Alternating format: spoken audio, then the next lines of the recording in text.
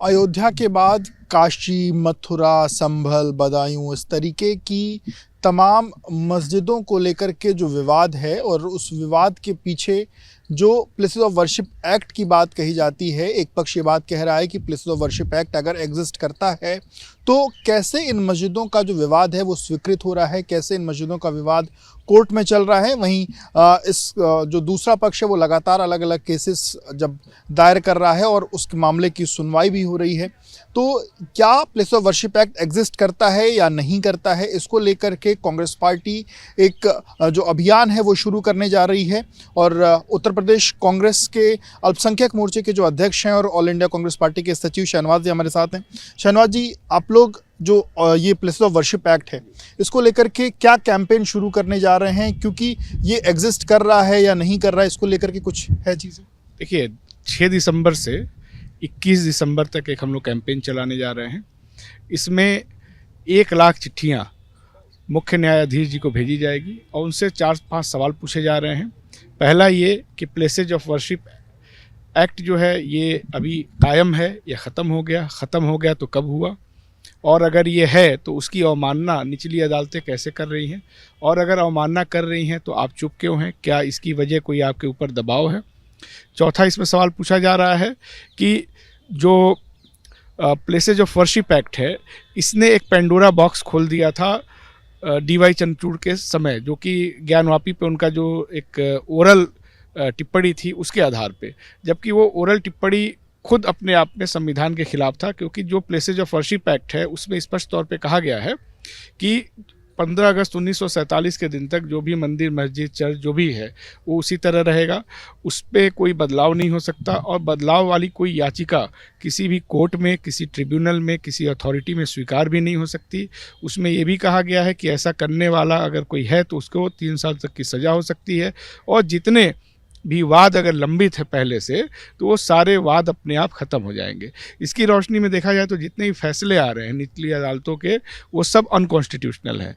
और chief justice की जिम्मेदारी है कि अगर निचले स्तर पे इस तरह की बदमाशी हो रही है तो उस पर वो अनुशासनात्मक कार्रवाई करें। इन इश्यूज़ को लेकर के हम लोग ये कैंपेन चला रहे हैं। क्या जो चीज़ें, जैसे कई बार ये चीज़ें चल रही कि क्या पहली बात ये मामला सुनने योग्य है कि नहीं, फिर सुनने योग्य ही नहीं है। उस कानून में स्पष्ट तौर पे कहा गया है कि अगर कोई वाद लंबित है तो वो भी स्वतः खत्म हो जाता है। लेकिन हम देख रहे हैं संभल वाले मामले में तो कोई वाद भी लंबित नहीं था और आपके बदायूं की जामा मस्जिद में भी कोई इस तरह का वाद लंबित नहीं था। अगर होता तो भी 18 सितंबर के बाद 1991 में जब ये कानून आया तो अपने आप इस तरह के बाद अपने आप खत्म भी हो जाते। ये कानून कह रहा है और ये कानून संसद ने बनाया है। सरकार को चाहिए कि उसको डिफेंड करे, सरकार की जिम्मेदारी है अपने संसद को डिफेंड करना, लेकिन वो भी नहीं कर रही है। और सबसे अहम कि जो लोग पिटीशन डाल रहे हैं वो एक खास विचारधारा से जुड़े हुए लोग हैं। जैसे अश्वनी उपाध्याय, उनका कोई पिटीशन अगर स्वीकार कर लिया जाता है तो सवाल उठना चाहिए, क्योंकि वो खुद नफरत वाले भाषण में वो आरोपी हैं। तो एक पूरा एक डिज़ाइन है जिसमें इस तरह की याचिकाएं डलवाई जा रही हैं, फिर उसको स्वीकार करवाया जा रहा है और फिर जो हो रहा है आप देख रहे हैं। तो ये बेसिकली एक हिंसा का दौर देश में शुरू करने के लिए हो रहा है।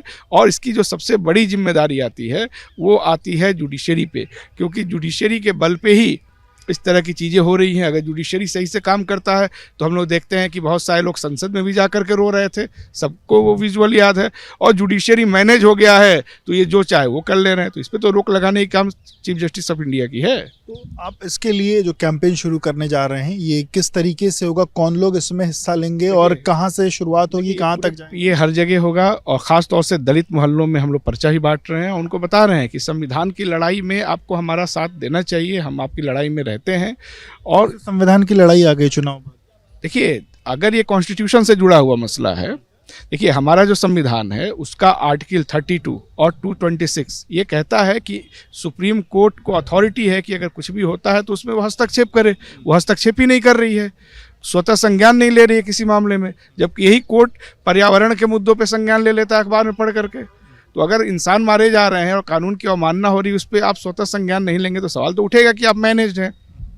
तो इसमें हम लोग समाज को ये बता रहे हैं कि संविधान पे हमला किस किस तरीके से हो सकता है, उसी का एक पार्ट ये भी है। और हम दलित समाज को खास तौर से एड्रेस करके बता रहे हैं कि अगर प्लेसेज ऑफ वर्शिप एक्ट की अवमानना हो रही है आज, तो कल जो जमींदारी उन्मूलन एक्ट है उसका भी अवमानना हो सकता है। इसका तो अभी तक कहीं कोई मामला ही नहीं है। एकदम हो सकता है, क्योंकि देखिए जब ये कानून बना था तो उस समय आरएसएस और जनसंघ ने इसका विरोध किया था। वो चाहते नहीं थे कि जमींदारों से जमीनें छीन के दलितों को दी जाए।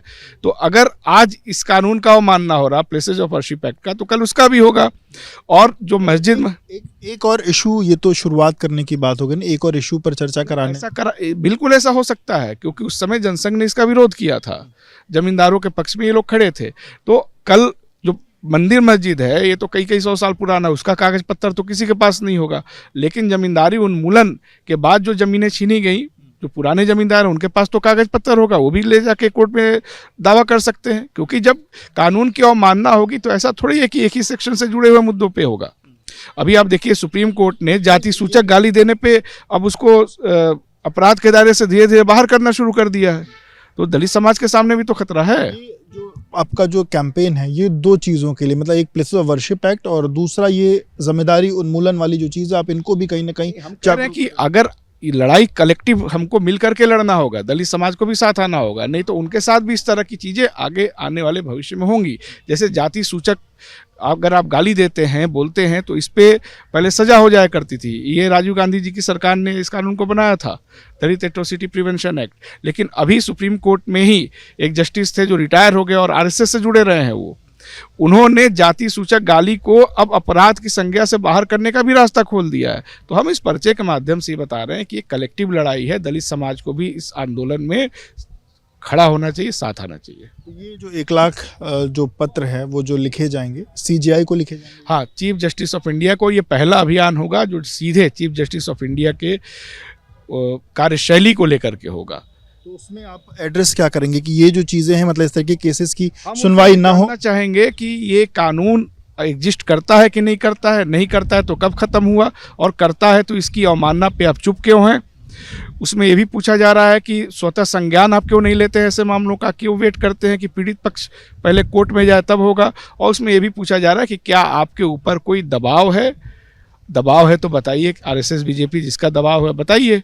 और उनसे ये भी पूछा जा रहा है कि इस तरह की जो अवमाननाएं शुरू हुई हैं ये बेसिकली पिछले डीवाई चंद्रचूड़ जो सीजीआई थे उनके समय हुआ। आपको पावर है उनके उस फैसले को आप खारिज कर सकते हैं, ये आप क्यों नहीं कर रहे हैं, ये आपको बताना चाहिए। तो नागरिक के बतौर उनसे ये सवाल पूछा जा रहा है। बहुत शुक्रिया बात करने के लिए। तो अब शहनवाज आलम साहब को सुन रहे थे, उनका कहना है कि प्लेस ऑफ वर्शिप एक्ट जो है वो उसका कहीं ना कहीं जो अलग अलग जगहों पर ये देखने को आ रहा है कि उस एक्ट के बावजूद उस जो केसेस हैं वो उनकी सुनवाई हो रही है।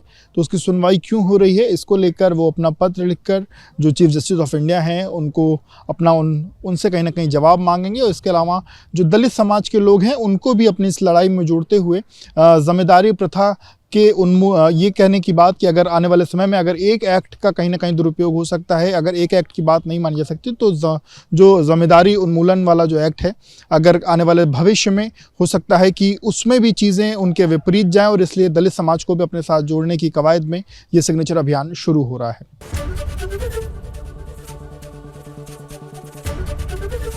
एबीपी गंगा, खबर आपकी, जुबान आपकी।